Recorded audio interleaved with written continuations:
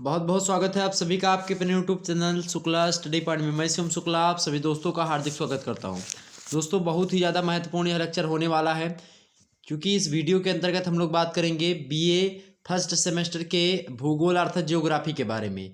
चाहे आप बीएससी में हैं, चाहे आप बीए में हैं, तो अगर आप ज्योग्राफी विषय लिए हुए हैं तो आपके लिए यह लेक्चर एक प्रकार से रामबाण के तरीके से कार्य करेगा। ब्रह्मास्त्र मान करके चलिए, एक प्रकार से टॉनिक है ये आपके लिए, और बहुत ही ज़्यादा ज़रूरी लेक्चर है। इसमें हम लगभग 100 से अधिक ऑब्जेक्टिव टाइप के प्रश्नों पर चर्चा करेंगे। तो 100 से अधिक ऑब्जेक्टिव टाइप के यहाँ पर प्रश्न होंगे, उनको आपको सॉल्व करवाया जाएगा। तो आप लोग आसानी से देखने का प्रयास करेंगे, टाइम निकाल लीजिए, आसानी से पूरे के पूरे सेशन को देखने का प्रयास करेंगे। जितने भी लोग हमारे साथ जुड़ चुके हैं, फटाफट से एक बार वीडियो को लाइक और शेयर करेंगे। सभी दोस्तों के पास वीडियो को शेयर कर दीजिएगा। आइए प्रारंभ करते कक्षा को, बिना समय गवाए हुए सभी दोस्तों को बुला लीजिएगा। नई शिक्षा नीति के अनुसार हम लोग आपको पढ़ा रहे हैं, तो आप लोग आसानी से पढ़ने का प्रयास करेंगे। सॉल्व मॉडल पेपर है 2022 के लिए, जो आने वाली परीक्षाएं हैं, जिनकी परीक्षा ऑब्जेक्टिव में होनी है, उनके लिए बहुत ही ज़्यादा महत्वपूर्ण है, और जिनकी परीक्षा लिखित होनी है उनके लिए भी ये लेक्चर इंपॉर्टेंट है। ओके, चलिए प्रश्न पहला आपके समक्ष है, और आपको बता दूं इससे पहले एक मॉडल पेपर हमने डाला है, उसको भी आप लोग देख लीजिएगा। इससे पहले एक मॉडल पेपर ऑब्जेक्टिव का और पड़ा हुआ है, उसको भी देख लीजिएगा, और ये भी देख लीजिएगा। आपका काम हो जाएगा, आपको और ज़्यादा आवश्यकता नहीं पढ़ने के अलग अलग स्थानों से।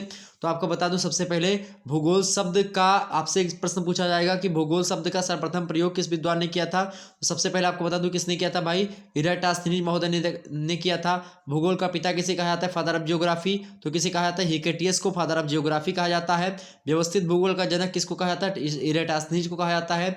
भूगोल का सामान्य अर्थ क्या होता है भाई, पृथ्वी का वर्णन करना। ओके, बात ध्यान रखेंगे। आधुनिक भूगोल का जनक किसे कहा जाता है, तो वान हम्बोल्ट को, अर्थात अलेक्जेंडर वान हम्बोल्ट और रिटर को आधुनिक भूगोल का जनकदाता कहा जाता है, जन्मदाता कहा जाता है। ओके, तो सर्वप्रथम मापक के आधार पर विश्व का मानचित्र जो बनाया था, उन किसने बनाया था, एनेक्सिमेंडर ने बनाया था। तो कई सारे प्रश्न जो कि हमने आपको जो है बता दिए। अब हम बात कर लेते हैं, मानसून की खोज किसने करी थी भाई, तो हिप्पालस महोदय ने मानसून की खोज करी थी, ये बात भी ध्यान रखेंगे। ओके, पृथ्वी की आकृति का अध्ययन करने वाले विज्ञान को क्या कहते हैं, भूगणित कहते हैं। इराटोस्थेनीज कहाँ का निवासी था, तो यूनान का निवासी था, तो ये बात भी आप ध्यान रखिएगा। ठीक, वर्तमान भूत की कुंजी है किसने कहा, जेम्स हटन ने कहा। ये सब प्रश्न लगातार एग्जाम से पूछे गए हैं, और ऑब्जेक्टिव में लगातार प्रश्न बनते रहे हैं ऐसे। तो हमने इन सभी प्रश्नों को आपको कहा। किस युग को कोयला युग कहा जाता है, कोल युग कहा जाता है भाई, तो जो है कार्बोनीफेरस युग को कोयला युग के नाम से जाना जाता है। ये भी प्रश्न आप ध्यान रखिएगा। ओके, एग्जाम से आ सकता है। मानव के पूर्वज आदि कपि जो हैं, मतलब आदि मानव जो हैं, जिसको एपी कहा जाता है, उनकी उत्पत्ति किस युग में हुई है, तो ओलिगोसीन युग में हुई है उनकी उत्पत्ति। और मछली युग किसे कहा जाता है, शक, मतलब किस शक को मछली युग के नाम से जाना था, एज ऑफ फिश कहा जाता है। किसको भाई, तो जो है डेवोनियन शक को जो है एज ऑफ फिश कहा जाता है। तो ये सब प्रश्न बहुत ही ज़्यादा महत्वपूर्ण है, जो कि हमने बताया। आपसे पूछेगा कि समस्त स्थलीय खंड पैंजिया का विखंडन जो है किस काल में हुआ, तो कब हुआ था, पूरा कैम्ब्रियन शक में जो है पैंजिया का विखंडन हुआ था, ये बात ध्यान रखेंगे। अमेरिका में निम्न में से किस, मतलब कौन सा हिमयुग रहा है, तो कौन सा जो हिमयुग रहा भाई, नेब्रास्कन जो है वो हिमयुग रहा है। तो ये सब प्रश्न लगातार बनते, तो हमने आपको बता दिए। अब आइए बात कर लेते हैं यहाँ पर पेपर में हमने क्या क्या रखा है प्रश्नों को। चलिए देखिए भाई, प्रश्न बहुत ही ज़्यादा महत्वपूर्ण है, आपके समक्ष आ चुके हैं। पहला प्रश्न है कि आधुनिक मानव अर्थात होमो सेपियंस के विकास का समय कौन सा है, प्लीस्टोसीन युग, या फिर होलोसीन, या फिर जुरासिक, या कार्बोनीफेरस। फटाफट से बताने का प्रयास करें। आधुनिक मानव होमो सेपियंस के विकास का समय है, तो कौन सा समय भाई, प्लीस्टोसीन युग। ऑप्शन नंबर इसका ए करेक्ट होगा। अगला प्रश्न देखिएगा, एग्जाम्स में छपेगा वो वाला प्रश्न जो हमने अभी भी बताया। अगला प्रश्न है, महाद्वीप एवं महासागरों की वर्तमान स्थिति किस काल में विकसित हुई। क्या महाद्वीप एवं महासागरों की वर्तमान स्थिति किस काल में विकसित हुई भाई, तो किस काल में विकसित हुई है, तो वो नूतन महाकल्प में विकसित हुई है। ऑप्शन नंबर इसका सी में दिया, नूतन महाकल्प। अगला प्रश्न देखते हैं, भारत में दक्कन के पठार पर लावा का फैलाव कब हुआ, जुरासिक काल में हुआ, क्रेटेशियस काल में हुआ, ट्रियासिक काल में हुआ, या इयोसीन काल में हुआ, किस में हुआ भाई, फटाफट से बताने का प्रयास करें। तो भारत में दक्कन के पठार पर लावा का जो फैलाव हुआ है वो इयोसीन काल में हुआ है। ऑप्शन नंबर इसका डी करेक्ट है। मोस्ट इंपोर्टेंट प्रश्न एग्जाम से में छपेगा। अगला प्रश्न है, स्तनधारी जीवों को विकास की घटना का संबंध है। स्तनधारी जीवों को विकास की घटना का संबंध है ट्रियोसिक काल से, या जुरासिक काल से, क्रिटेशियस काल से, किससे भाई, या फिर जो है इनमें से कोई नहीं। तो स्तनधारी जीवों के विकास की घटना का जो संबंध है वो क्रिटेशियस काल से। ऑप्शन नंबर इसका सी करेक्ट है। नेक्स्ट प्रश्न आपके समक्ष आ चुका है कि मानव का पूर्वज प्रथम कपि अर्थात एपी पुच्छहीन बानर जिसको कहते हैं, उसका उद्भव किस काल की विशेषता है? तो किस काल की विशेषता है भाई? किसकी है? मायोसीन की है, ओलिगोसीन की है, या फिर जुरेसिक की है, फिर क्रेटेशियस की है? तो ओलिगोसीन शक की विशेषता है, ये ऑप्शन नंबर बी में दिया है। अगला प्रश्न देखिएगा, अगला प्रश्न है मेरे भाई, अंतिम महाकल्प अर्थात नियोजोइक ईरा, अंतिम महाकल्प नियोजोइक ईरा का काल अवधि क्या है? हमने आपको चैप्टर वाइज वीडियो बताया था, तो हमने उसमें जो है ये जो है पूरा का पूरा जो है पृथ्वी का जो अर्थात जो पृथ्वी का एक प्रकार से जो टाइम स्केल है, जो अर्थ टाइम स्केल है, इसके बारे में हमने खूब बताया है आपको, तो उस वीडियो को देख लीजिएगा। ठीक है। प्रश्न है कि अंतिम महाकल्प अर्थात नियोजोइक ईरा का कालावधि क्या है? ऑप्शन ए दिया है 23 करोड़ से 7 करोड़ वर्ष पूर्व, बी ऑप्शन दिया 15 करोड़ वर्ष से 10 लाख वर्ष पूर्व, सी ऑप्शन 10 लाख से पूर्व से आज तक, और डी है 40 लाख पूर्व से आज तक। करेक्ट आंसर इसका क्या होगा भाई? तो 10 लाख वर्ष पहले से आज तक का जो समय काल है उसी को अंतिम महाकल्प के नाम से जाना जाता है। ऑप्शन नंबर इसका सी करेक्ट है। ओके, जब आपसे पूछ रहा है कि अंतिम महाकल्प नियोजोइक ईरा, तो जान लीजिए कि अभी तक वही चल रहा होगा ना, क्योंकि नया सबसे वही है, तो आज तक जिसमें होगा तो ये ऑप्शन नंबर इसका दो ऐसे कट गया था, यही वाला आपका 10 लाख वर्ष पूर्व से अभी तक। अगला प्रश्न है अक्षांश रेखाओं की संख्या कितनी है भाई? अक्षांश रेखाओं की संख्या कितनी है प्रश्न पूछा गया है, तो अक्षांश रेखाओं की संख्या कितनी है? 180 अक्षांश रेखाएं हैं। ऑप्शन नंबर इसका कौन सा होगा? डी। अगला प्रश्न, देशांतर रेखाओं की संख्या कितनी भाई? देशांतर रेखाओं की संख्या कितनी है? देशांतर रेखाओं की संख्या कितनी है? 360 है देशांतर रेखाओं की संख्या। ऑप्शन नंबर इसका ये करेक्ट है। अगला प्रश्न देखिएगा, अगला प्रश्न है आपके समक्ष, देशांतर रेखा किसे कहते हैं? देशांतर रेखा किसे कहते हैं भाई? तो ग्लोब पर कल्पित रेखाएं जो उत्तर से मतलब उत्तरी व दक्षिणी ध्रुव को मिलाती हैं उनको हम देशांतर रेखाएं कहते हैं। जैसे पृथ्वी है, ये उत्तरी ध्रुव और दक्षिणी ध्रुव को जो है आपस में मिलाती हैं, यहीं पर के खास करके ये देखिए पोल पर ही की जाती हैं। मतलब ये जो लंबी लंबी रेखाएं आपको दिखाई पड़ती हैं, काल्पनिक रेखाएं हैं, ये देशांतर है। और जो यहाँ पर जो है बेंड बेंड रेखा, मतलब कि जो यहाँ पर जो है लेटी लेटी रेखाएं दिखाई पड़ रही हैं, ये देखिए, तो ये रेखाएं कैसी हैं? ये जो है कैसी रेखाएं हैं? ये आपकी रेखाएं होंगी अक्षांश रेखाएं। ठीक, और जबकि ये जो लंबी लंबी वाली जो रेखाएं हैं, जो लंबवत रेखाएं हैं, वो आपकी देशांतर रेखाएं, और जो ये वाली रेखाएं हैं जो है इस तरीके से ये अक्षांश रेखाएं। ओके, आगे बढ़ते हैं, तो बी ऑप्शन इसका राइट आंसर होगा। अगला प्रश्न आपके समक्ष, अक्षांश रेखा किसे कहते हैं? अक्षांश रेखा किसे कहते हैं? पढ़िए इसको भाई। तो जो है आपका डी में दिया है यही कि ग्लोब पर कल्पित जो रेखा भूमध्य रेखा के सहारे पूर्व व पश्चिम में वृत्त बनाती है उसी हम क्या कहते हैं? उसी हम अक्षांश रेखा कहते हैं। अगला प्रश्न देखिएगा सभी लोग फटाफट से, प्रश्न आ चुका, बड़ा ही मजेदार प्रश्न आपके समक्ष आ चुका है भाई। देखें, सभी लोग देखेंगे। प्रश्न क्या है कि पृथ्वी की अनुमानित आयु लगभग कितनी है? पृथ्वी की अनुमानित आयु अर्थात पृथ्वी कितने जो है अनुमानित आयु कितनी पृथ्वी की? तो पृथ्वी की अनुमानित जो आयु है वो कितनी है? 4.6 अरब वर्ष की है। ऑप्शन नंबर इसका भी करेक्ट है। एग्जाम्स में लगातार प्रश्न आता है, स्टार मार्कर चलिए, एग्जाम्स में आएगा 4.6 अरब आप लगाइएगा। ओके, 4 अरब भी दिया, देखिए भ्रमित मत होइएगा। पृथ्वी की अनुमानित आयु कितनी है? 4.6 अरब। अगला प्रश्न देखिएगा, पृथ्वी का आकार किस प्रकार का है? तो पृथ्वी का आकार कैसा भाई? गोलाभ, जिसको कहते हैं जियाड अंग्रेजी में। ऑप्शन नंबर इसका ये है। तो पृथ्वी का आकार कैसा है? जियाड है, गोलाकार नहीं है, ना अंडाकार है, ना अनियमित है, जियाड आकार है, यानी गोलाभ। अगला प्रश्न देखिएगा, अगला प्रश्न है पृथ्वी का औसत घनत्व कितना होता है? पृथ्वी का औसत घनत्व कितना होता है भैया? पृथ्वी का औसत घनत्व होता है 5.5 ग्राम प्रति घन सेंटीमीटर। ऑप्शन नंबर इसका सी करेक्ट है। अगला प्रश्न देखिएगा, सूर्य से पृथ्वी की औसत दूरी कितनी है? सूर्य से पृथ्वी की औसत दूरी कितनी भाई? तो सूर्य से पृथ्वी की औसत दूरी जो है वो 14.96 मतलब कि 96 करोड़ किलोमीटर है। 14.96 करोड़ किलोमीटर। अगला प्रश्न है, आंतरिक ग्रहों में कौन कौन से ग्रह सम्मिलित हैं? आंतरिक ग्रह में कौन कौन से भाई?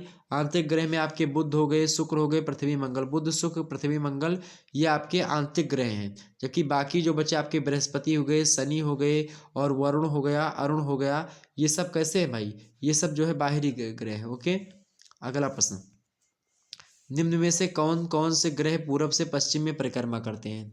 कौन कौन से ग्रह पूरब से पश्चिम में जो है परिक्रमा करते हैं भाई? तो शुक्र और वरुण जो हैं ये पश्चिम से पूरब परिक्रमा मतलब पूरब से पश्चिम परिक्रमा करते हैं। बाकी पृथ्वी और जितने भी ग्रह आपके शुक्र हो गए, शनि हो गई, पृथ्वी हो गई और बृहस्पति हो गया और वरुण हो गया, ये सब जो है आपके पश्चिम से पूरब की ओर ग्रहण करते हैं, मतलब कि चक्कर लगाते हैं सूर्य का। जबकि ये जो है आपके परिक्रमा कैसी करते हैं, ये दोनों उल्टा परिक्रमा करते हैं। ठीक है, अगला प्रश्न है अरुण और शुक्र।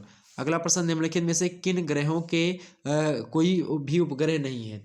निम्नलिखित में से किन ग्रहों के कोई भी उपग्रह नहीं है भाई। तो किन किन ग्रहों के कोई उपग्रह नहीं है, बहुत ही बढ़िया प्रश्न है भाई। तो किन ग्रहों के कोई भी उपग्रह नहीं है, तो बुध और शुक्र के कोई उपग्रह नहीं है। ऑप्शन नंबर इसका ए करेक्ट है। अगला प्रश्न देखिएगा, निम्नलिखित में से किस ग्रह के सर्वाधिक उपग्रह हैं। निम्नलिखित में से किस ग्रह के सर्वाधिक उपग्रह हैं भाई। तो ये अभी डीडी यूनिवर्सिटी में कई प्रश्न यहाँ से पूछे गए थे। ठीक, तो किस ग्रह के सर्वाधिक उपग्रह हैं, तो बृहस्पति के सर्वाधिक उपग्रह हैं। ऑप्शन नंबर इसका 80 करेक्ट है। अगला प्रश्न देखते हैं, कास्ते द बफन। कास्ते द बफन किस देश का निवासी था। तो कास्ते द बफन का जो देश है वो कौन सा भाई, फ्रांस का निवासी था कास्ते द बफन। ऑप्शन नंबर इसका ये करेक्ट है। अगला प्रश्न देखिएगा, डायनासोर का काल आज से कितना वर्ष पहले था। डायनावर्स का काल या अर्थात समय जो था वो आज से लगभग बात की जाए तो 6 से 7 करोड़ वर्ष पहले का समय रहा होगा। ऑप्शन नंबर इसका डी करेक्ट है। अगला प्रश्न देखते हैं, महान हिमयुग का संबंध किससे है। महान हिमयुग का, ये भी डीडी में पूछा गया था अभी 2022 में। महान हिमयुग का संबंध किससे भाई, किससे है, प्लीस्टोसीन युग से है। ऑप्शन नंबर इसका ये करेक्ट है। अगला प्रश्न देखिएगा, अगला प्रश्न है, प्रसिद्ध पुस्तक जो है नेचर ऑफ द यूनिवर्स। क्या प्रश्न पुस्तक है आपका, प्रसिद्ध पुस्तक नेचर ऑफ द यूनिवर्स के लेखक हैं। प्रसिद्ध पुस्तक नेचर्स ऑफ द यूनिवर्स के लेखक हैं भाई, कौन है, तो होयल एवं नेटिल्टन है। ऑप्शन नंबर इसका ए करेक्ट है। होयल एवं नेटिल्टन नामक व्यक्तियों ने नेचर ऑफ द यूनिवर्स नामक पुस्तक लिखी है। अगला प्रश्न, नवतारक परिकल्पना के प्रतिपादक कौन थे। नवतारक परिकल्पना के प्रतिपादक कौन है भाई, कौन है, तो हायल एवं नेटिल्टन ही नवतारक परिकल्पना के प्रतिपादक हैं। आपसे पूछे निहारिका परिकल्पना के प्रतिपादक कौन है, तो कौन है भाई, लाप्लास महोदय हैं। ज्वारीय परिकल्पना के प्रतिपादक कौन है, तो जेम्स जीन्स हैं। बिग बैंग परिकल्पना के प्रतिपादक कौन है भाई, तो कौन है, जॉर्ज लेमन टेरे हैं। आपसे पूछेगा कि अद्वैतवादी संकल्पना के प्रमुख विद्वान कौन कौन से हैं, तो कांट, लाप्लास, रास, लाकियर, ये सब अद्वैतवादी संकल्पना के हैं। ओके, ध्यान रखेंगे। आपसे पूछे अंतरतारक धूर्य परिकल्पना किसकी है, तो अंतरतारक धूर्य परिकल्पना जो है वो किसकी भाई, वो किसकी है, तो ऑटो स्मिड की है। कब जो है प्रतिपादित की गई है, तो 1943 में प्रतिपादित की गई। ओके, ये बात सभी लोग ध्यान रखेंगे। तो इतनी चीज़ें क्लियर हो गई आपकी, आगे बढ़ते हैं। अगला प्रश्न देखिएगा आप सभी लोग,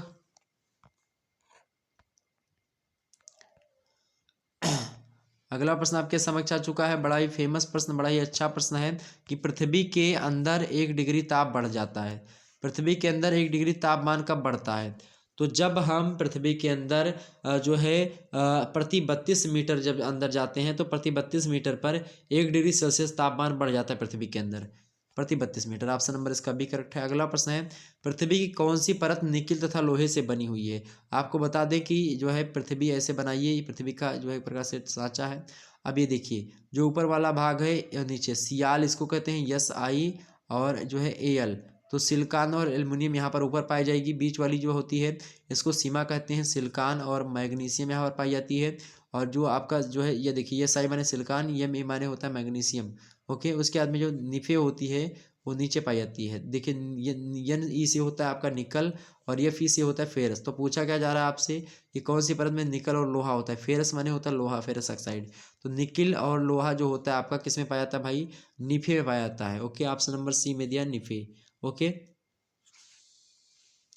प्रश्न क्या है, प्रश्न आपका है कि पृथ्वी की कौन सी परत निकिल और लोहे से बनी हुई है, तो निफे जो है वो बनी हुई है। ऑप्शन नंबर इसका सी करेक्ट है।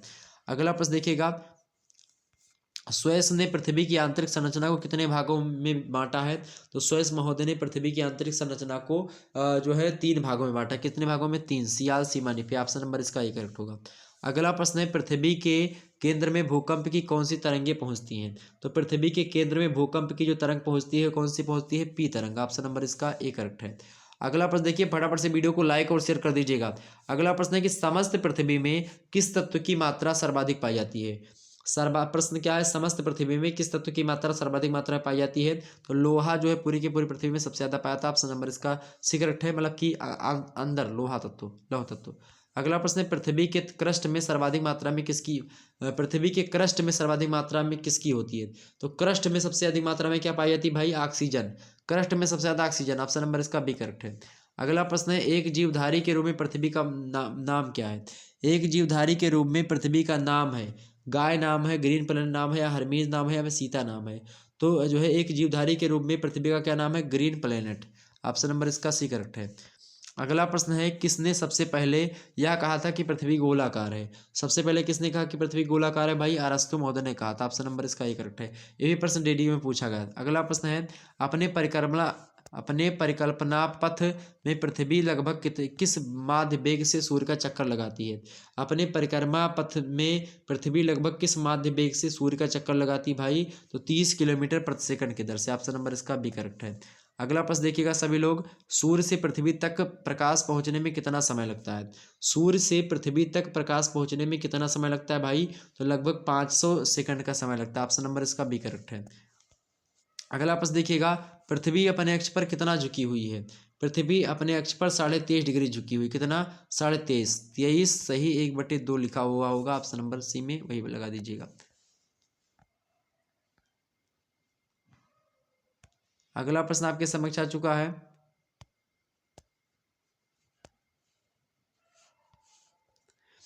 अगला प्रश्न है कि महासागरों और महाद्वीपों की उत्पत्ति। प्रश्न क्या है? प्रश्न क्या है भाई? प्रश्न आपके समक्ष है कि जो है महासागरों व महाद्वीपों की उत्पत्ति के संबंध में सर्वप्रथम अपना सिद्धांत किसने मतलब किस विद्वान ने दिया? प्रश्न क्या है आपका भाई? प्रश्न है कि महासागरों और महाद्वीपों की उत्पत्ति के संबंध में सर्वप्रथम अर्थात सबसे पहले अपना सिद्धांत किस विद्वान ने दिया? तो किसने दिया था भैया?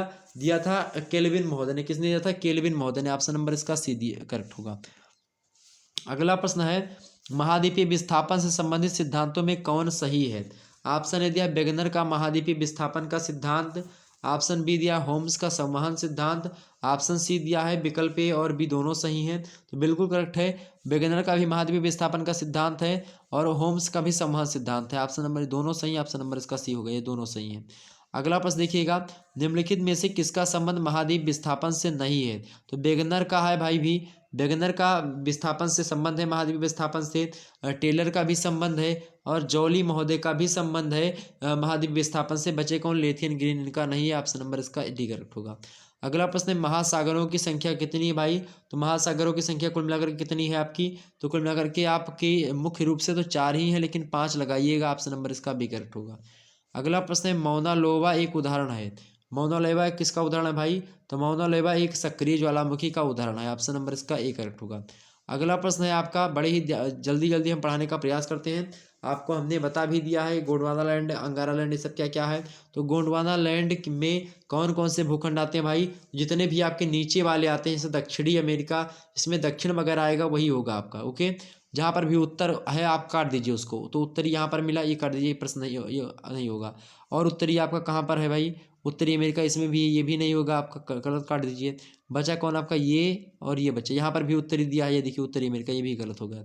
बचा कौन? सी एक होगा। दक्षिण अमेरिका, अफ्रीका, ऑस्ट्रेलिया, प्रायद्वीपीय भारत, ये सही है आपका। ऑप्शन नंबर इसका सी। ओके, यही होता है आपका गोंडवाना लैंड।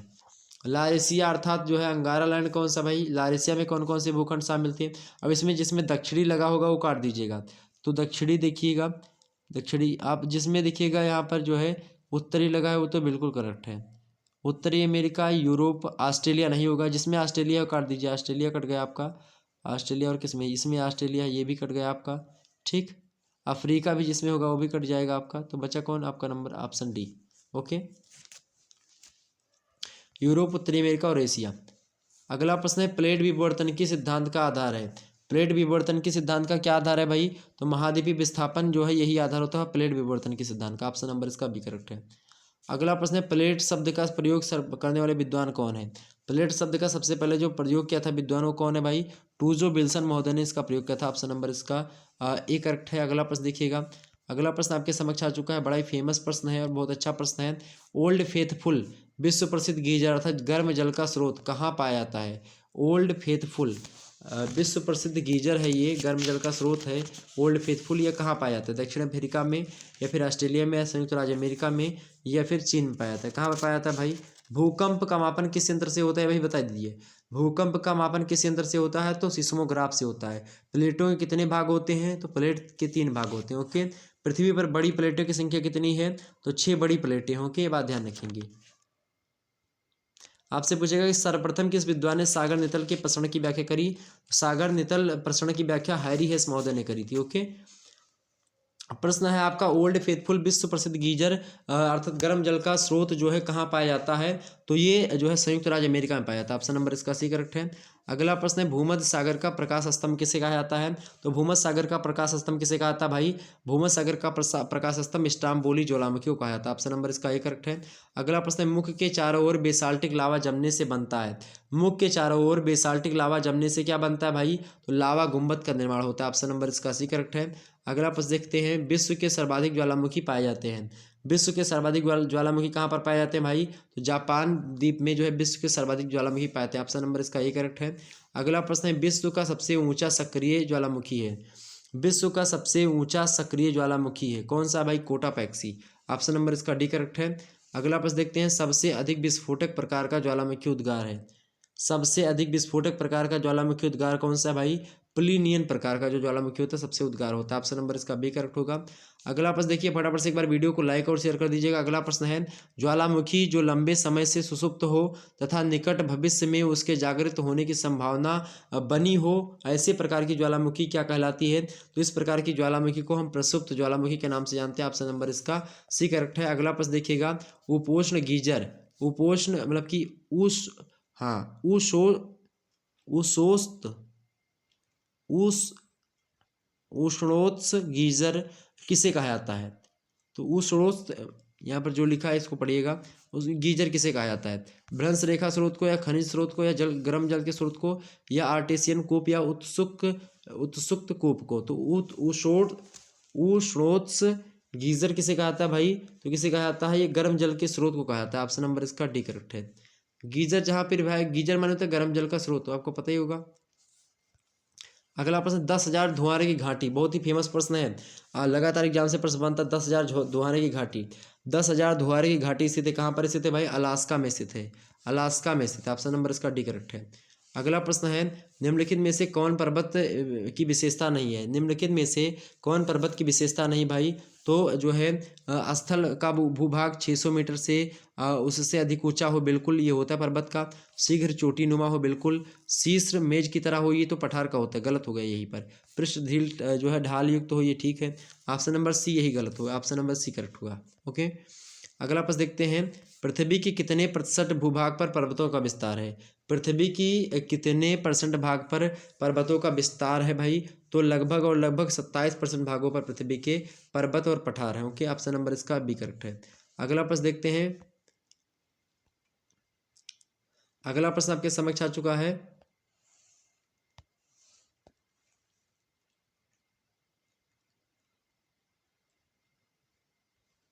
अगला प्रश्न आपसे आ चुका है कि विश्व की सबसे लंबी पर्वत श्रृंखला कौन सी है। विश्व की सबसे लंबी पर्वत श्रृंखला कौन सी भाई, तो विश्व की सबसे लंबी पूछ रहा, लंबी आपकी कौन सी, एंडीज पर्वत श्रृंखला। ऊंची कौन सी है, तो हिमालय श्रेणी है। अगला प्रश्न, निम्नलिखित में से कौन अल्पाइन पर्वत नहीं है, तो कौन सा अल्पाइन पर्वत नहीं भाई, अपलेशियन पर्वत जो है ये अल्पाइन पर्वत नहीं, जबकि आपका हिमालय, एंडीज और रॉकी ये अल्पाइन पर्वत श्रेणी में आते हैं। अगला प्रश्न है आपका, भूसन्नति अर्थात जियोसिंक्लाइन क्या होते हैं। जियोसिंक्लाइन क्या है, प्रश्न क्या है, जियोसिंक्लाइन क्या है, भूसन्नति किसे कहते हैं भाई, तो उथले सकरे जलीय भाग जिसकी तलछट में अवसादों का जमाव या धसाव होता है उसी को हम कहते हैं। ऑप्शन नंबर ए में ही दिया है। अगला प्रश्न देखिएगा, अगला प्रश्न है, पर्वत निर्माण के लिए भूसन्नति का सिद्धांत किस विद्वान ने दिया। पर्वत निर्माण के लिए भूसन्नति का सिद्धांत किस विद्वान ने दिया भाई, तो किसने दिया है पर्वत निर्माण के लिए भूसन्नति सिद्धांत, कोबर महोदय ने दिया, कोबर का भूसन्नति सिद्धांत। अगला प्रश्न है, महाद्वीपीय फिसलन का सिद्धांत के प्रतिपादक कौन है। महाद्वीपीय फिसलन का सिद्धांत, तो महाद्वीपीय फिसलन का सिद्धांत जो दिया है वो किसने दिया है, डेली महोदय ने दिया। ऑप्शन नंबर इसका डी करेक्ट है, सॉरी सी करेक्ट है, डेली महोदय। अगला प्रश्न है, भूसन्नति शब्द का प्रयोग सर्वप्रथम किस विद्वान ने किया। भूसन्नति शब्द का जो सबसे पहले प्रयोग किया किसने किया है भाई, डाना महोदय ने किया। ऑप्शन नंबर इसका डी सी करेक्ट है। अगला प्रश्न है आपका, संवहन तरंग का सिद्धांत किसके द्वारा प्रतिपादित किया गया। संवहन तरंग का सिद्धांत किसके द्वारा प्रतिपादित किया गया भाई? तो किसके द्वारा किया गया था? होम्स महोदय ने संवहन तरंग का सिद्धांत प्रतिपादित किया। ऑप्शन नंबर इसका ए करेक्ट है। अगला प्रश्न है भू संतुलन अर्थात आइसोस्टेसी किस भाषा का शब्द है? आइसोस्टेसी अर्थात भू संतुलन किस भाषा का शब्द है भाई? तो ग्रीक भाषा का। ऑप्शन नंबर इसका बी करेक्ट है। अगला प्रश्न देखिएगा भू संतुलन अर्थात आइसोटेसिस शब्द का प्रयोग सर्वप्रथम किस विद्वान ने किया? तो किसने किया भाई? आइसोटेसिस शब्द का प्रयोग सर्वप्रथम किस विद्वान ने किया? तो किस भाषा का शब्द है भू संतुलन? किस भाषा का भाई? ग्रीक भाषा का है। लेकिन सबसे पहले किस विद्वान ने प्रयोग किया था इसको? तो किसने किया था? सीई डटन महोदय ने किया था। ऑप्शन नंबर इसका डी करेक्ट है। इन सभी प्रश्नों को पढ़ लीजिएगा, बहुत ही मतलब कि इन प्रश्नों को रट लीजिएगा। आपको याद करने की आवश्यकता नहीं। आपको बता दूं कि वीडियो को आप 3 से 4 बार अगर देख लेंगे तो आपको रटने की आवश्यकता नहीं पड़ेगी, ये बात ध्यान रखेंगे। और आप सभी लोग अगर मेहनत पसंद आ रही तो प्लीज़ वीडियो को लाइक और शेयर कर दीजिएगा। इन सभी प्रश्नों को बनाने में बहुत ज़्यादा समय लगता है। आप लोग तो सोचते होंगे कि ऐसे बन जाता है प्रश्न, लेकिन बनाने में समय लगता है मेरे प्यारे दोस्त। आप लोग वीडियो को लाइक करें, शेयर करें, चैनल पर नए हैं तो सब्सक्राइब जरूर कर दीजिएगा और सभी दोस्तों को पहुंचाइए ताकि सभी का भला हो सके, सभी लोग पास हो जाएं अच्छे नंबर से। ओके, चाहे मिठाई खिलाओ चाहे ना खिलाओ। अगला प्रश्न समान घनत्व और विभिन्न गहराई किसका मत है? सामान्य घनत्व और विभिन्न गहराई किसका मत है भाई? ईयरी का है, प्राट का है, हेफर्ट का है या फिर बोबी का है? किसका है भाई? तो ईयरी महोदय का। ऑप्शन नंबर इसका ए करेक्ट है। अगला प्रश्न देखिएगा समान गहराई और विभिन्न घनत्व किसका मत है? समान गहराई और विभिन्न घनत्व किसका मत है भाई? तो प्राट महोदय का मत है। ऑप्शन नंबर इसका बी करेक्ट है। अगला प्रश्न देखिएगा, अगला प्रश्न है साम्यावस्था लाने के लिए क्या होता है? साम्यावस्था लाने के लिए क्या होता है भाई? तो साम्यावस्था लाने के लिए क्या होता है? जो है साम्यावस्था लाने के लिए पर्वतों का अपर्दन होता है। साम्यावस्था लाने के लिए पर्वतों का जो है क्या होता है भाई? पर्वतों का अपर्दन होता है। ऑप्शन नंबर इसका बी। अपर्दन माने होता है कि कट करके एक प्रकार से बहना। तो अगर वो कट करके जो है बहने लगे पत्थर तो ये पर्वतों का अपर्दन होता है, पर्वत टूट टूट करके बिखरने लगे। ओके, क्लियर होगी बातें? तो चलिए भाई अगला प्रश्न, अगली स्लाइड आपके समक्ष आ चुकी है। अगला प्रश्न आपके समक्ष आ चुका है। फटाफट से जो है इसको देखने का प्रयास करें, प्रश्न का उत्तर जो है देखने का प्रयास करें और अपना तुक्का लगाएं कि हाँ क्या हो सकता है। एक बार अपने हिसाब से आप लोग अपने कमेंट सेक्शन में, चैट सेक्शन में आप लोग बातें बहुत ज़्यादा करते हो और बहुत जो है एक प्रकार से मैं इग्नोर करता हूँ, ये बात आप ध्यान रखेंगे। ओके, फटाफट से वीडियो को लाइक और शेयर करते रहिएगा। प्रश्न क्या है आपका? अगला प्रश्न है कि निम्नलिखित में से कौन कोयला का रूपांतरित रूप है? रूपांतरित माने होता है जो है कोयला का बदला हुआ रूप है। ग्रेफाइट है या स्लेट है या शिस्ट है या फिर संगमरमर है? कौन है भाई? तो निम्नलिखित में से कौन कोयला का रूपांतरित रूप होता है? तो कोयला का जो रूपांतरित रूप है कौन सा है भाई? ग्रेफाइट है। ऑप्शन नंबर इसका ए करेक्ट है। अगला प्रश्न देखिएगा, अगला प्रश्न निम्नलिखित में से कौन हीरा का मूल रूप है? निम्नलिखित में से कौन हीरा का मूल रूप है? बलुआ पत्थर है क्या, या बेसाल्ट है, या कोयला है, या फिर सैल है? तो हीरा का जो मूल रूप है वो कौन सा है भाई? हीरा का मूल रूप क्या है? कोयला ही है। ऑप्शन नंबर इसका सी करेक्ट है। अगला प्रश्न देखिए, बड़ी धीरे धीरे चलते हैं। अगला प्रश्न निम्नलिखित में से कौन कायांतरित चट्टान है? क्या कायांतरित, काया माने होता है शरीर, या काया माने जो उसकी एक प्रकार से बनावट है, आकार है, अंतरित माने बदलने वाली। तो कायांतरित चट्टान वह चट्टानें होती हैं जिनकी काया बदल दी जाती है, अर्थात उनका जो स्वरूप होता है वो बदल जाता है घिस पिट करके। तो वो चट्टानें कौन सी? संगमरमर, ग्रेनाइट या फिर बेसाल्ट या बलुआ पत्थर? तो जो है कायांतरित चट्टान कौन सी है? संगमरमर जो है कायांतरित चट्टान है। ऑप्शन नंबर इसका ए करेक्ट है। अगला प्रश्न देखिएगा, निम्नलिखित में से कौन कायांतरित शैल है? निम्नलिखित में से कौन कायांतरित शैल है भाई? तो संगमरमर जो है कायांतरित शैल भी है। ऑप्शन नंबर इसका डी करेक्ट है। अगला प्रश्न देखते हैं। अगला प्रश्न आपके समक्ष है, बड़ी ही अच्छा प्रश्न है, एग्जाम्स में छपेगा। आग्नेय चट्टान में प्रयुक्त शब्द जो आग्नेय है वो किस भाषा से संबंधित है? मोस्ट इंपोर्टेंट प्रश्न है। आग्नेय चट्टान में जो शब्द प्रयोग है आग्नेय, इस आग्नेय शब्द जो है ये कौन सी भाषा का? ग्रीक भाषा का है या लैटिन भाषा का है या स्पेनी भाषा? किसका भाई? तो आग्नेय जो शब्द है ये लैटिन भाषा का शब्द है। ऑप्शन नंबर इसका बी करेक्ट है। अगला प्रश्न देखिएगा, भारत में आग्नेय चट्टानें पाई जाती हैं। भारत में आग्नेय चट्टानें पाई जाती हैं तो कहाँ पर पाई जाती हैं भाई? तो राजस्थान के अरावली पर्वत क्षेत्रों में पाई जाती हैं, ये इसमें पाई जाती हैं। छोटा नागपुर पठार की गुंबदनुमा पहाड़ियों में भी पाई जाती हैं।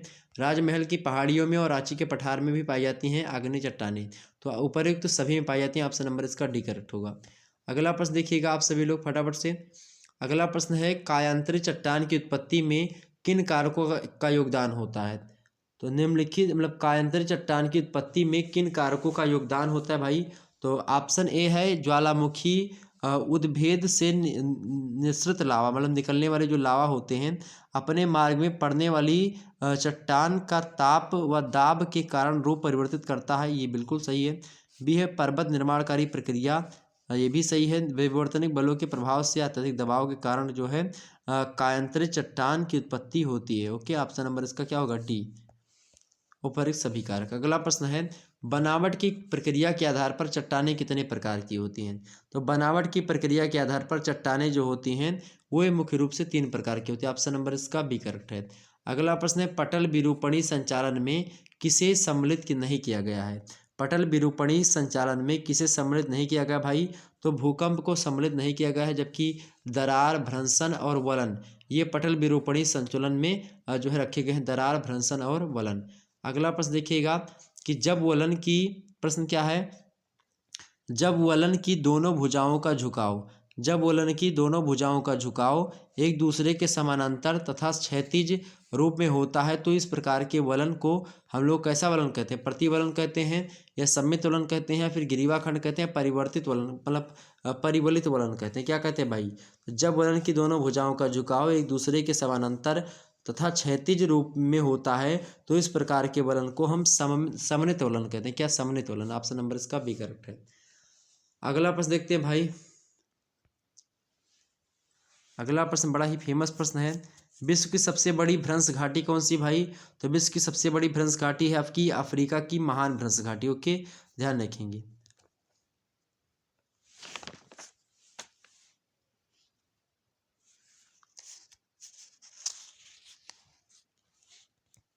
पेंक ने अपर्दन की कितनी अवस्थाएं बताई है भाई। तो पेंक ने अपर्दन की 3 अवस्थाएं बताई हैं। ओके, प्रश्न है अगला कि डेविस ने अपर्दन की कितनी अवस्थाएं बताई हैं। तो डेविस ने कितनी बताई हैं, पेंक ने भी 3 बताई हैं, और डेविस ने कितनी बताई हैं। तो डेविस ने भी 3 बताई हैं। ऑप्शन नंबर इसका ए करेक्ट है। अगला प्रश्न है किस इकाई को अपर्दन चक्र में पेंक ने मतलब कि प्राइमारंभ कहा है। तो किस इकाई को अपर्दन चक्र में पेंक महोदय ने प्राइमारंभ कहा है। तो किस इकाई को कहा है, तो प्रारंभिक इकाई को कहा। ऑप्शन नंबर इसका ए करेक्ट है। अगला प्रश्न है अपर्दन चक्र में व्यवधान का आधारभूत कारण है। अपर्दन चक्र में व्यवधान का आधारभूत कारण क्या है भाई। तो उत्थान जो होता है यही कारण है व्यवधान का। ऑप्शन नंबर इसका बी करेक्ट है। अगला प्रश्न देखिए फटाफट से, आप लोग आ चुका है अगला प्रश्न। डेविस के त्रिकूट में 3 बातें हैं, इनमें से कौन सी एक बात नहीं है। 3 बातें कौन कौन सी हैं और एक कौन सी नहीं है। तो आपसे खास करके पूछ रहा है कौन सी नहीं हो, तो नहीं वाली छाटो भाई। तो जो बल होता है यही नहीं है, जबकि प्रक्रम, संरचना और समय यानी अवस्था, ये तीनों जो है डेविस के त्रिकूट की 3 बातें हैं। अगला प्रश्न है अपर्दन के 3 जो। अगला प्रश्न है कौन अपर्दन का प्रमुख अंग है जिनसे पूरी प्रक्रिया पूर्ण होती है। कौन अपर्दन का प्रमुख अंग है जिनसे पूरी प्रक्रिया पूर्ण होती है भाई। तो अपघर्षण भी है, परिवहन भी है और निक्षेपण भी है, तीनों होते हैं। ऑप्शन नंबर इसका डी करेक्ट है, ये सभी। अगला प्रश्न है जब कई नदियां उच्च पर्वतीय स्थान से निकल करके अलग अलग कई दिशाओं में प्रवाहित होती हैं तो उसे क्या कहते हैं। जब कई नदियां उच्च पर्वतीय स्थान से निकल करके अलग अलग कई दिशाओं में प्रवाहित होती हैं तो उसे हम आर्य अपवाह प्रतिरूप कहते हैं। क्या, आर्य अपवाह प्रतिरूप के नाम से जाना जाता है। ऑप्शन सी में दिया है आर्य अपवाह प्रतिरूप। ठीक, ऑप्शन सी। अगला प्रश्न है पेंक द्वारा प्रस्तुत 3 ये जो है इट्यूकलुंग में से कौन शामिल नहीं है। तो कौन शामिल नहीं है भैया, कौन शामिल नहीं है। तो ऑप्शन सी में दिया है आपका मतलब कि आगफनस्ती जिंडे इंट्यूकलुंग। ऑप्शन नंबर इसका सी है। ओके, बाकी 3 संकलित है। अगला प्रश्न है पेंक ने आवस्ती जिंडे इंटिकलुंग के में पार्श्व के निचले भाग को क्या नाम दिया है। तो क्या नाम दिया है उन्होंने भाई।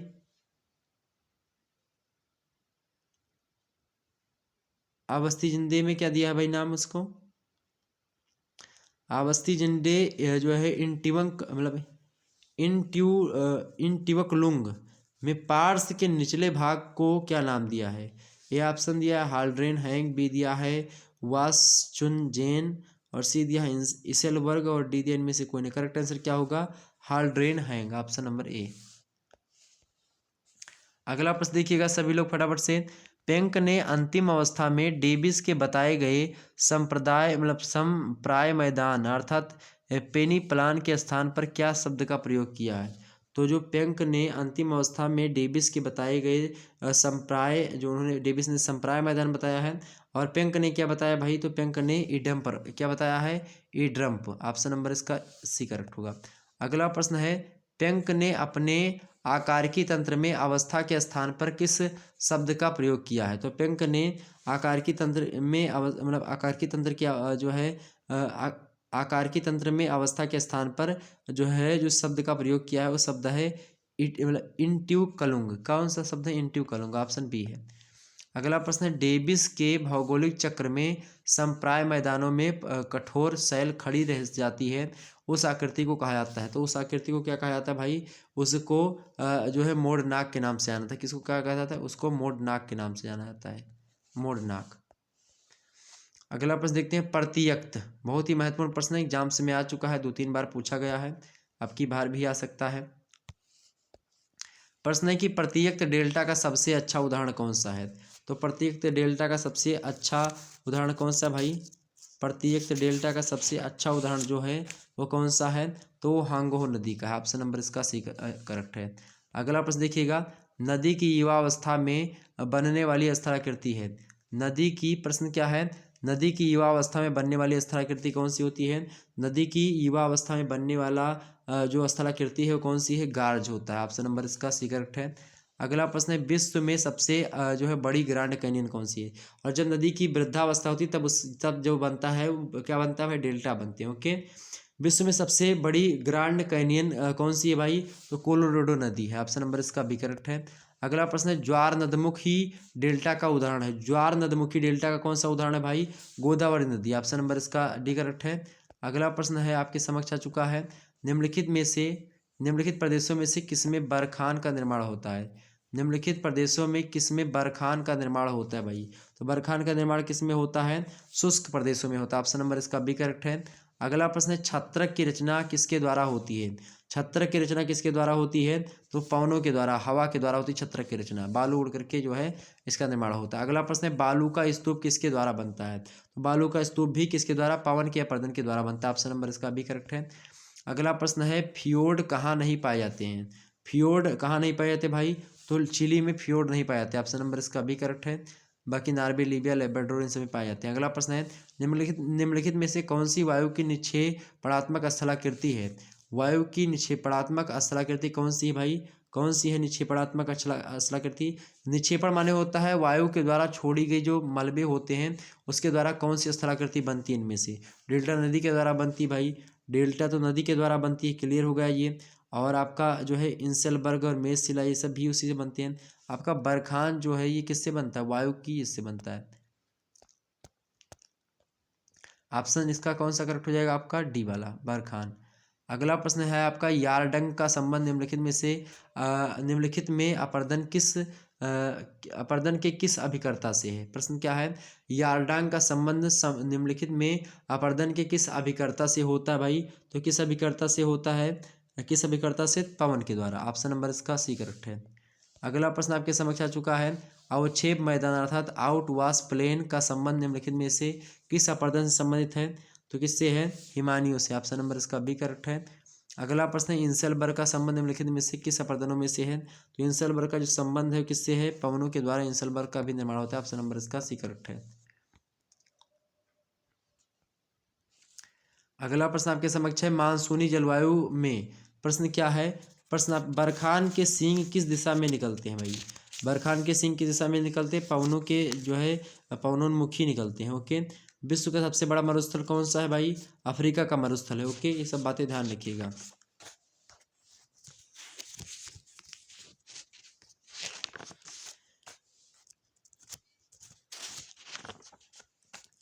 अगला प्रश्न आपके समक्ष है, मानसूनी जलवायु में सबसे गर्म तथा सबसे ठंडा महीना कौन सा होता है क्रमशः?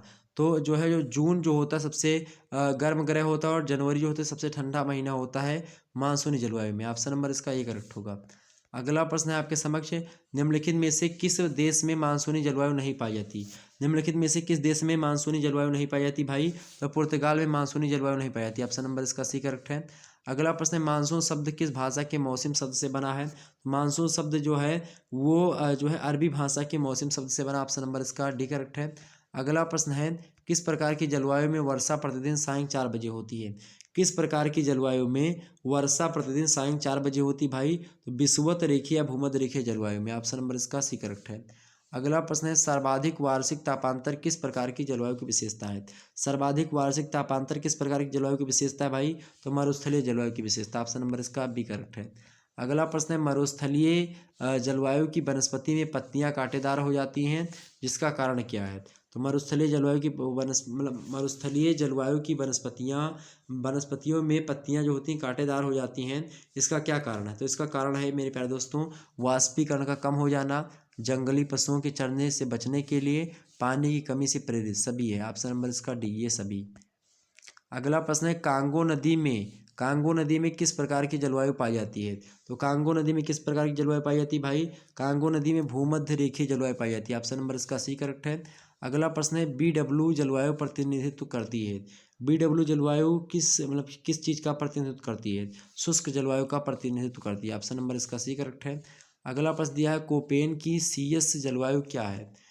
कोपेन की CS जलवायु मिलती है, किससे मिलती है भाई? तो भूमध्य सागरीय क्षेत्र में जो है मिलती है। किसमें मिलती है? भूमध्य सागरीय क्षेत्र में मिलती है। अगला प्रश्न, निम्नलिखित में से कहाँ भूमध्य सागरीय जलवायु नहीं मिलती है? निम्नलिखित में से कहाँ भूमध्य सागरीय जलवायु नहीं मिलती भाई? तो बोलीविया में भूमध्य सागरीय जलवायु नहीं मिलती। ऑप्शन नंबर इसका बी करेक्ट है। अगला प्रश्न देखिएगा, जो है साफ रात मेघीय रातों की अपेक्षा अधिक ठंडी होती हैं। साफ रात मेघीय रातों की अपेक्षा अधिक ठंडी होती हैं, या इसका करेक्ट आंसर क्या होगा? विकिरण के कारण। विकिरण के कारण जो होता है, साफ रात जो होती है मेघीय रातों की अपेक्षा अधिक ठंडी होती हैं। अगला प्रश्न आपके समक्ष आ चुका है, बड़ा ही फेमस प्रश्न है, अच्छा प्रश्न है आपके समक्ष आ चुका है। प्रश्न क्या है? प्रश्न है कि विश्व की सबसे बड़ी अवरोधक प्रवाल भित्ति कौन सी है? विश्व की सबसे बड़ी सबसे बड़ी अवरोधक प्रवाल भित्ति कौन सी भाई? सबसे बड़ी अवरोधक जो प्रवाल भित्ति है, आपसे एग्जाम से और पूछ सकता है प्रश्न, ये बात ध्यान रखेंगे। आपसे प्रश्न पूछ सकता है, बैरोमीटर से क्या मापा जाता है भाई? तो वायुमंडल का दाब जो होता है बैरोमीटर से मापा जाता है।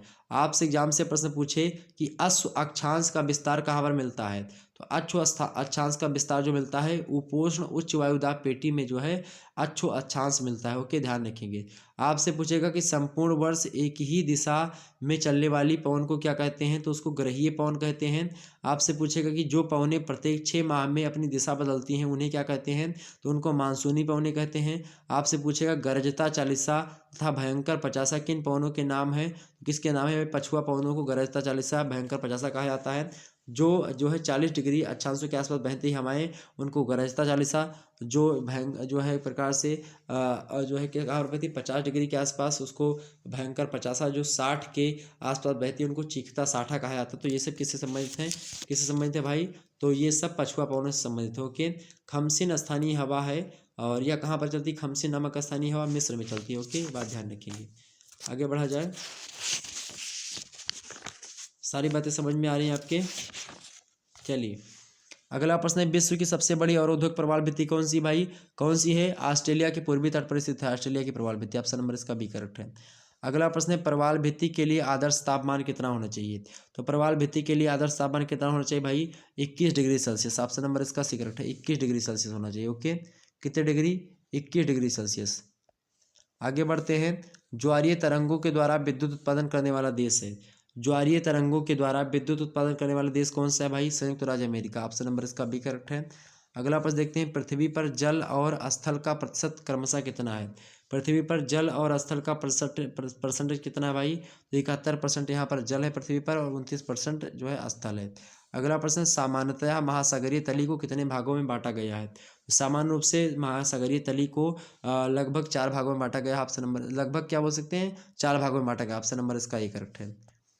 अगला प्रश्न है, एक फैदम की गहराई अर्थात लंबाई कितने बराबर होती है? एक फैदम बराबर कितना होता है भाई? एक फैदम बराबर 1.8 मीटर या फिर 6 फीट। ऑप्शन नंबर इसका ए।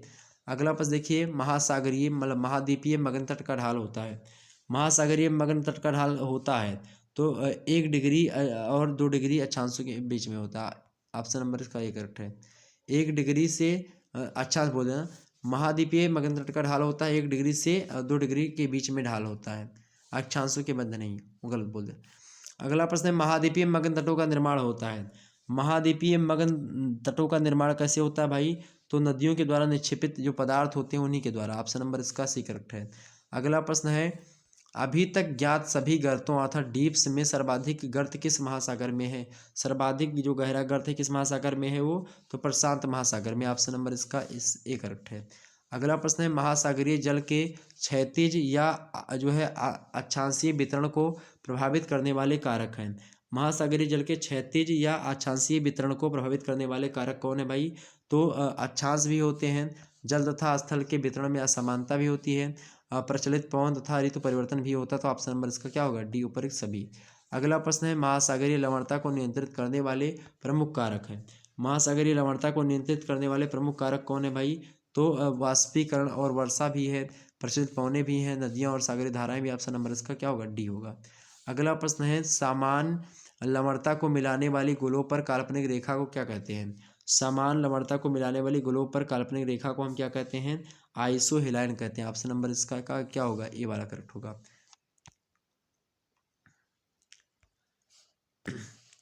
अगला प्रश्न देखिएगा भाई, अगला प्रश्न है तो आप लगभग 100 से अधिक प्रश्न को कर चुके हैं, आगे बढ़ा जाए। अगला प्रश्न आपके समक्ष आ चुका है, बहुत ही महत्वपूर्ण प्रश्न है, आप सभी लोग देखने का प्रयास करेंगे, फटाफट से देखने का प्रयास करेंगे। आपसे पूछे खरगोश, गिलहरी, बकरी और चूहा किस प्रकार के उपभोक्ता हैं? तो ये सब प्राथमिक उपभोक्ता हैं। ओके, तृतीयक उपभोक्ता कौन है भाई? तृतीयक उपभोक्ता के अंतर्गत कौन कौन लोग आते हैं? तो आपके मानव, बाज, मछली, ये सब कितने? ये तृतीयक उपभोक्ता है। ओके, अगला प्रश्न है कि क्षेत्रफल की दृष्टि से सबसे छोटा प्राणी भौगोलिक परिमंडल कौन सा है? क्षेत्रफल की दृष्टि से सबसे छोटा जो है प्राणी भौगोलिक परिमंडल जो है वो ऑस्ट्रेलियन परिमंडल है। ऑप्शन नंबर इसका ए करेक्ट है। अगला प्रश्न है मार्सुपियल्स जाति के स्तनधारी जीव मिलते हैं। जो है पियल्स जाति के स्तनधारी जीव मिलते हैं ऑस्ट्रेलियन परिमंडल में मिलते हैं। ऑप्शन नंबर इसका भी करेक्ट है। अगला प्रश्न देखिएगा सेलवास किन वनों को कहा जाता है? तो किन वनों को सेलवास कहा जाता है भाई? सेलवास किन वनों को कहा जाता है? तो सेलवास जो कहा जाता है वो विषुवत रेखीय महासागर के जो वन होते हैं उन्हीं को कहा जाता है। ऑप्शन नंबर इसका ए करेक्ट होगा। अगला प्रश्न है उष्णकटिबंधीय घास के मैदान अफ्रीका में क्या कहलाते हैं? तो उष्णकटिबंधीय घास के मैदान को अफ्रीका में सवाना के फार्कलैंड के नाम से जाना था। किसके नाम से? फार्कलैंड के नाम से जाना था अफ्रीका में। ऑप्शन नंबर इसका ए सी करेक्ट है। ओके, एक बार जितने भी लोग देख रहे हो फटाफट से वीडियो को लाइक और शेयर कर दीजिएगा। बहुत ही मेहनत करने के बाद में इन प्रश्नों को सेट करना रहता है, तो आप सभी लोग फटाफट से वीडियो को लाइक शेयर करते रहिए। अगला प्रश्न है निम्नलिखित में से किस प्रदेश में रियंडर पाया जाता है? रियंडर पाया जाता है। निम्नलिखित में से किस प्रदेश में रियंडर पाया जाता है भाई? तो टुंडा प्रदेश में खास करके रियंडर जो है नामक जो है पशु पाए जाते हैं। अगला प्रश्न है सदाबहार वन निम्नलिखित में से किस जलवायु प्रदेश में पाए जाते हैं? सदाबहार वन निम्नलिखित में से किस जलवायु प्रदेश में पाए जाते हैं भाई? तो विषुवत रेखीय जलवायु प्रदेशों में। ऑप्शन नंबर इसका बी करेक्ट है। अगला प्रश्न देखिएगा निम्नलिखित में से कौन प्राकृतिक रबर का सबसे बड़ा उत्पादक है? निम्नलिखित में से कौन कौन प्राकृतिक रबर का सबसे बड़ा उत्पादक है? तो थाईलैंड जो है सबसे बड़ा उत्पादक है। ऑप्शन नंबर इसका डी करेक्ट है। अगला प्रश्न है उपभोक्ता स्तर पर संग्रहित ऊर्जा को क्या कहते हैं? तो उपभोक्ता स्तर पर संग्रहित ऊर्जा को हम लोग क्या कहते हैं? द्वितीयक उत्पादकता कहते हैं। ऑप्शन नंबर इसका सी करेक्ट है। अगला प्रश्न देखते हैं निचले स्तर से ऊंचे स्तर पर ऊर्जा का प्रवाह क्रम से घटता जाता है, इसे समझाया जा सकता है। कैसे समझाया जा सकता है भाई? इसे कैसे समझाया जा सकता है? ऊष्मागतिकी के द्वितीय नियम के द्वारा समझाया जा सकता है। ऑप्शन नंबर इसका बी करेक्ट है। अगला प्रश्न है आस्थापन अर्थात इकोसिस से अभिप्राय क्या है? आस्थापन से क्या अभिप्राय है भाई? आस्थापन से क्या अभिप्राय है? स्थापना से अभिप्राय। ऑप्शन नंबर इसका सी करेक्ट है। अगला प्रश्न देखते हैं पारिस्थितिकी अनुक्रमण अर्थात बायोटिक सक्सेशन का सर्वप्रथम अध्ययन किया गया था। पारिस्थितिकी अनुक्रमण का सर्वप्रथम अध्ययन किया गया था किसके द्वारा भाई? तो हल्ट महोदय के द्वारा। किसके द्वारा? हल्ट महोदय के द्वारा। ऑप्शन नंबर इसका सी करेक्ट है। अगला प्रश्न देखिएगा और आज का लास्ट प्रश्न है पारिस्थितिकी अनुक्रमण का सर्वप्रथम अध्ययन किसने किया? पारिस्थितिकी अनुक्रमण का सर्वप्रथम अध्ययन किसने किया भाई? किसने किया था? तो जो है न्यूडेशन आक्रमण और स्पर्धा तथा प्रतिक्रिया के लिए किया गया था। ऑप्शन नंबर इसका कौन सा होगा, ए वाला। ओके, तो इतने प्रश्न क्लियर हो गए आपके। और आपको बता दूं अभी अभी हमने जो है मिलिट्री साइंस का भी मॉडल पेपर आपके समक्ष है, रात के 8 बजे से आपकी क्लास हुई थी, उसमें हमने डाला था, तो आप लोग इसको भी देख लीजिएगा। ओके, मोस्ट इंपॉर्टेंट वीडियो है। और आपको बता दूं कि जो है को करिकुलम वगैरह का जो कोर्सेस है उसका अलग से प्ले लिस्ट सेट कर देगी, तो उसको आप लोग देख लीजिएगा। ओके, चलिए फिर मिलते हैं फिर नेक्स्ट वीडियो में। तब तक के लिए आप सभी का बहुत बहुत धन्यवाद हमारे साथ जुड़ने के लिए। इसी प्रकार से अपना प्यार दुलार हमेशा बनाए रखिएगा। और यह सैन्य वीडियो मतलब कि सैन्य विज्ञान वाले वीडियो देख लीजिएगा मिलिट्री साइंस के। ये लिखित वाला मॉडल पेपर के तौर पर हमने इसको बताया है, लेकिन ऑब्जेक्टिव वाले भी लाभान्वित हो सकेंगे, क्योंकि इसमें बहुत सारी मतलब की जानकारी आपको दी गई है कुछ मात्रा में, तो आप लोग देखिएगा उसको। ओके, चलिए फिर धन्यवाद आप सभी का।